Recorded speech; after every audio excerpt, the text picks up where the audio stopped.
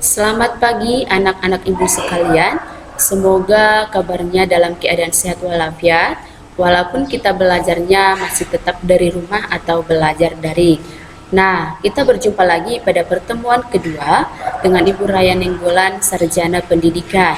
Sebelum kita memulai pelajaran kita, marilah kita berdoa terlebih dahulu menurut agama dan kepercayaan kita masing-masing. Berdoa dimulai. Berdoa selesai. Nah, pada minggu lalu kita sudah mempelajari bab 1 yaitu harmonisasi hak asasi dan kewajiban manusia dalam perspektif Pancasila, di mana di dalam bab 1 minggu lalu kita sudah membahas tentang bagian A, makna konsep hak dan kewajiban asasi manusia.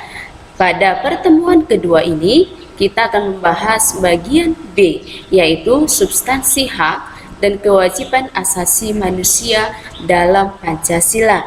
Tapi sebelum kita masuk materi, kita terlebih dahulu harus mengetahui apa kompetensi dasar dan apa tujuan pembelajaran kita pada pagi hari ini. Nah, mari kita perhatikan satu persatu.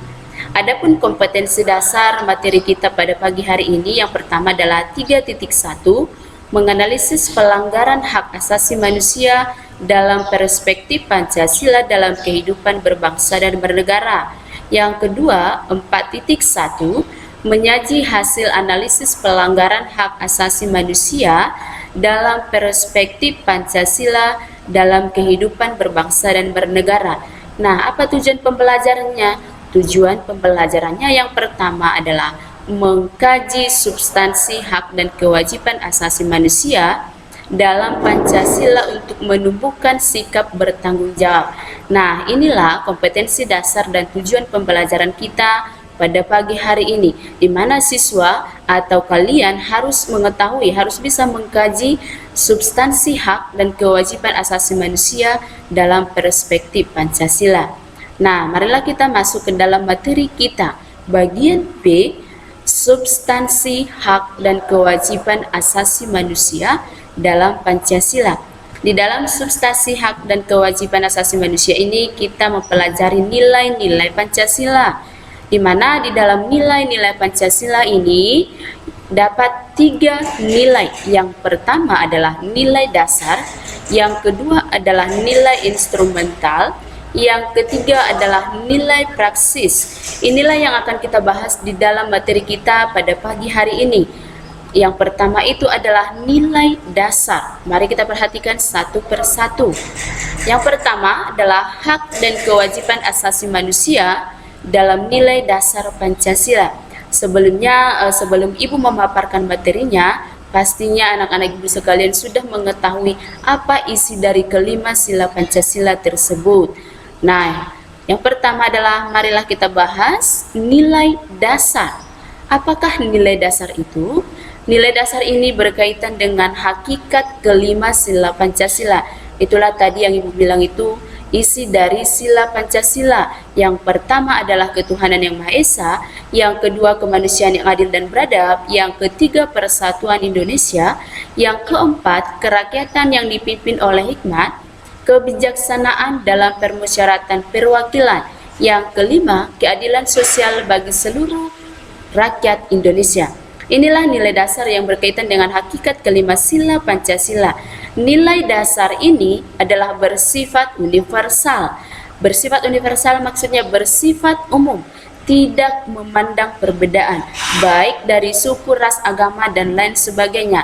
Tetapi dia bersifat universal atau bersifat umum, baik kaum minoritas maupun kaum mayoritas. Nah, di dalamnya terkandung sehingga terkandung cita-cita, tujuan, serta nilai-nilai yang baik dan benar. Nilai dasar ini bersifat tetap dan melekat pada kelangsungan hidup negara. Inilah yang dimaksud dengan nilai dasar dalam hak dan kewajiban asasi manusia. Nah, nilai yang kedua tadi nilai instrumental. Tapi sebelum masuk ke nilai instrumental, terlebih dahulu kita harus mengetahui apa hubungan antara hak dan kewajiban asasi manusia dengan Pancasila. Nah, di sini dapat dijabarkan yang pertama adalah ketuhanan yang Maha Esa, menjamin hak kemerdekaan untuk memeluk agamanya. Maksudnya, setiap warga negara berhak memeluk agama dan kepercayaan masing-masing. Tidak boleh dibeda-bedakan, tidak boleh dipaksa. Inilah yang pertama, ketuhanan yang Maha Esa. Yang kedua, dalam kemanusiaan yang adil dan beradab, menempatkan hak setiap warga negara pada kedudukan yang sama dalam hukum serta memiliki kewajiban untuk mendapat jaminan dan perlindungan hukum, di mana di dalam sila kedua ini setiap warga negara harus mendapatkan perlakuan hukum yang sama, baik kaum minoritas maupun kaum mayoritas. Jadi mau siapapun yang akan berdiri pada suatu hukum harus diperlakukan dengan adil atau dengan kedudukan yang sama, tidak boleh dibeda-bedakan. Nah, yang ketiga, Persatuan Indonesia, di mana di dalam sila Persatuan Indonesia ini diamanatkan adanya unsur pemersatu atas dasar Bhinneka Tunggal Ika, tidak ada perbedaan. Jadi inilah dia unsur yang ketiga, Persatuan Indonesia, dengan ditunjukkannya dengan semangat gotong royong atau saling menghormati. Makanya terciptalah Indonesia Bersatu. Nah, yang keempat adalah kerakyatan yang dipimpin oleh hikmat kebijaksanaan dalam permusyawaratan perwakilan. Di dalam sila keempat ini dicerminkan kehidupan pemerintahan, bernegara, dan bermasyarakat yang demokratis. Di sini maksudnya, setiap warga negara berhak mengeluarkan pendapat masing-masing, musyawarah untuk mufakat, saling menerima pendapat, tidak boleh dibeda-bedakan antara yang satu dengan yang lain, harus saling menghormati. Inilah sila yang keempat.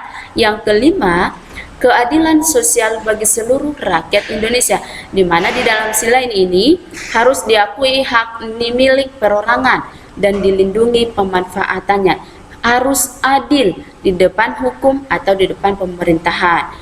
Nah, inilah hubungan antara hak dan kewajiban asasi manusia dengan Pancasila, dapat dijabarkan tadi ke dalam 5 sila. Yang pertama, ketuhanan yang Maha Esa. Yang kedua, ke dalam kemanusiaan yang adil dan beradab. Yang ketiga, sila Persatuan Indonesia. Yang keempat, kerakyatan yang dipimpin oleh hikmat kebijaksanaan dalam permusyawaratan perwakilan. Yang kelima, keadilan sosial bagi seluruh rakyat Indonesia. Nah, yang kedua yaitu nilai instrumental atau hak dan kewajiban asasi manusia dalam nilai instrumental Pancasila. Apakah yang dibahas di dalam nilai instrumental ini? Mari kita perhatikan satu persatu.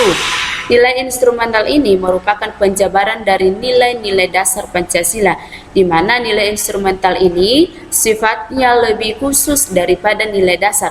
Kenapa? Karena di dalam nilai instrumental inilah diatur dasar-dasar terbentuknya hak dan kewajiban asasi manusia, yaitu yang pertama adalah Undang-Undang Dasar Negara Republik Indonesia tahun 1945, di mana di dalam pasal 28A sampai 28J diatur tentang hak asasi manusia. Yang kedua, ketetapan MPR nomor 17 tentang HAM. Yang ketiga, ketentuan undang-undang organik atau ketentuan dalam undang-undang organik, misalnya dalam Undang-Undang Republik Indonesia nomor 5 tahun 1998 yang berisikan tentang konvensi menentang penyiksaan dan perlakuan yang kejam. Yang ketiga, yang keempat, ketentuan dalam peraturan pemerintah pengganti undang-undang atau Perpu nomor 1 tahun 1999.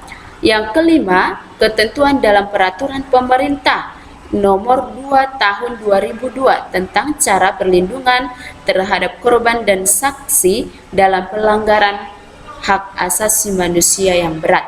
Dan yang terakhir adalah ketentuan dalam keputusan Presiden atau Kepres nomor 50 tahun 1993 tentang Komisi Nasional HAM. Inilah yang dibahas di dalam nilai instrumental atau nilai-nilai dasar dari Pancasila, di mana di dalam nilai instrumental inilah diatur peraturan perundang-undangan yang menjamin hak asasi manusia. Nah, selanjutnya nilai yang ketiga adalah nilai praksis atau hak dan kewajiban asasi manusia dalam nilai praksis Pancasila. Apakah itu nilai praksis? Nilai praksis merupakan realisasi dari nilai-nilai dasar dan instrumental. Jadi, dapat dilaksanakan dalam kehidupan sehari-hari oleh setiap warga negara. Nilai praksis ini dapat diwujudkan apabila nilai dasar dan nilai instrumental dapat direalisasikan. Nah, di mana nilai dasar, nilai instrumental, nilai praksis ini saling berkaitan. Jadi, jika tidak ada nilai dasar dan nilai instrumental, maka nilai praksis ini tidak akan terrealisasi dengan baik. Jadi, nilai praksis ini terrealisasi adanya nilai dasar dan nilai instrumental. Nah, hal tersebut dapat diwujudkan apabila setiap warga negara menunjukkan sikap positifnya. Nah, apa sikap positifnya itu? Sikap positifnya itu adalah harus saling menghormati, mengakui persamaan derajat antara sesama, mengutamakan kepentingan negara dan masyarakat, menempatkan persatuan, dan tidak boleh membeda-bedakan. Nah, inilah sikap positif yang harus dilakukan setiap warga negara agar nilai instrumental, nilai dasar, dan nilai praksis ini dapat terrealisasi dengan baik. Nah, inilah yang dimaksud dengan nilai praksis. Ibu ulangi sekali lagi, nilai praksis ini merupakan realisasi dari nilai-nilai instrumental ataupun nilai dasar dalam kehidupan sehari-hari.